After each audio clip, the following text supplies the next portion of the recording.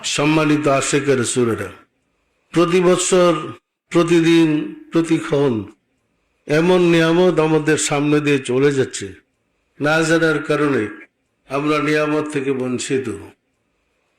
সামনে আবার আমাদের কাছে আসতেছে পবিত্র ঈদে মিলাদুন নবী। অনেকে আবার প্রশ্ন করে, মানুষের ঈদ তো দুইটা, ওনারা আবার আরেকটা ঈদ বানাইলো কোথা থেকে? ঈদ কি বানানো যায়? আল্লাহ দয়া করে না দিলে নিজে নিজে কি ঈদ বানানো যায়?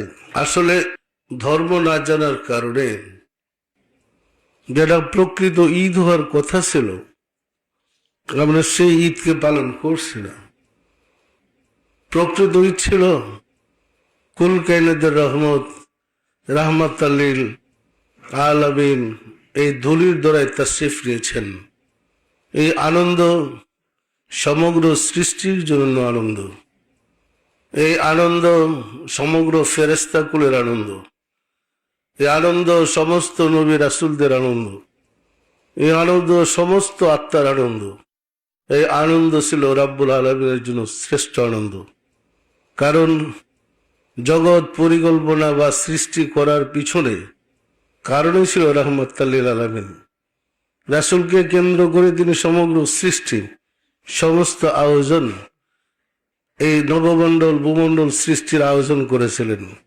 সমস্ত আয়োজন সমাপ্তির পরে যখন প্রধান অতিথি মেহমান আসলেন, এটা স্রষ্টার জন্য কি সবচেয়ে বড় আনন্দ ছিলেন না?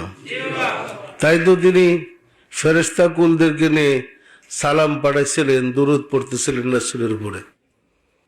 সম্মানিত আশিক রাসূলেরা, আমরা না জানার কারণে দেখবেন ঈদে মিলাদুন নবী থেকে বঞ্চিত হচ্ছে।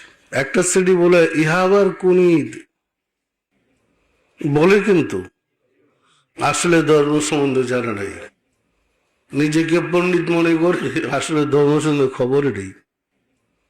এই যে সৃষ্টি জগতের শ্রেষ্ঠ ঈদ, এই ঈদরা কুরবানির ঈদ না, গরু কাটার ঈদ না, আর গোস্ত খাওয়ার ঈদ না। এই যে সৃষ্টি জগতের শ্রেষ্ঠ ঈদ, সৃষ্টি জগৎ রাহমাতাল লিল আলামিনকে এই দিনে পেয়ে ধন্য হয়েছিল। সত্য না মিথ্যা বলেন? আমরা যদি মহব্বতের সাথে এই দিন পালনের লক্ষ্যে এখন থেকে আয়োজন করি, বাসায় বাসায় মিলাদ পড়ি এবং আমরা এই দিনটাকে স্বাগতম জানানোর জন্য জোরে ব্যবস্থা করি, এতে রাব্বুল আলামিন রাহমাতাল লিল আলামিন কি খুশি হবেন না হবেন না?